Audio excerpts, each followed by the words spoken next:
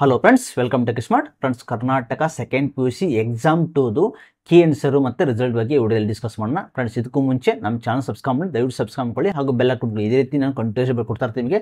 Next ಸ್ಕಾಲರ್ಶಿಪ್ದು career guidance ಎಲ್ಲ update ಕೊಡ್ತಾ ಇರ್ತೀನಿ ನಿಮಗೆ. ಓಕೆ ಫ್ರೆಂಡ್ಸ್, ಈಗ ಮೊದಲಿಗೆ ಕೀ ಆನ್ಸರ್ ಬರೋದಾದರೆ ಕೀ ಆನ್ಸರ್ ಆಲ್ರೆಡಿ ಬಿಟ್ಟಿದ್ದಾರೆ. ವೆಬ್ಸೈಟ್ ಏನಿದೆ KSEAB.karnataka.gov.in ವೆಬ್ಸೈಟಲ್ಲಿ ಬಿಟ್ಟಿದ್ದಾರೆ. ಅಲ್ಲಿ ಹೋಗಿ ಚೆಕ್ ಮಾಡ್ಕೋಬೋದು. ಕೀ ಆನ್ಸರ್ ಚೆಕ್ ಆದ ತಕ್ಷಣ ನಿಮ್ಗೆ ಏನಾದರೂ ಅಬ್ಜೆಕ್ಷನ್ ಇದ್ದರೆ ಅಬ್ಜೆಕ್ಷನ್ ಕೂಡ ಹಾಕೋ ಕೂಡ ಲಿಂಕ್ ಬಿಟ್ಟಿದ್ದಾರೆ. ನೀವು ಲಿಂಕ್ ಕ್ಲಿಕ್ ಮಾಡ್ಕೊಂಡು ಅಬ್ಜೆಕ್ಷನ್ ಕೂಡ ಹಾಕ್ಬೋದು. ಈ ಕೀ ಆನ್ಸರು ಚೆಕ್ ಮಾಡ್ಕೊಳ್ಳಿ. ನಿಮ್ದು ಎಷ್ಟು ಮಾರ್ಕ್ಸ್ ಬಂದಿದೆ ಕಮೆಂಟ್ ಮಾಡಿ ತಿಳಿಸಿ. ನೆಕ್ಸ್ಟ್ ಏನಂದರೆ ರಿಸಲ್ಟ್ ಬಗ್ಗೆ ಕೇಳ್ತಾ ಇದ್ರು ಭಾಳ ಸ್ಟೂಡೆಂಟ್ಸು. ಎಕ್ಸಾಮ್ 2ದು ರಿಸಲ್ಟ್ ಯಾವ ಬರ್ಬೋದು ಅಂತ. ಫ್ರೆಂಡ್ಸ್, ಫಸ್ಟ್ ಎಕ್ಸಾಮ್ ಕೂಡ ಬೇಗ ಬಿಟ್ಟಿದ್ದಾರೆ.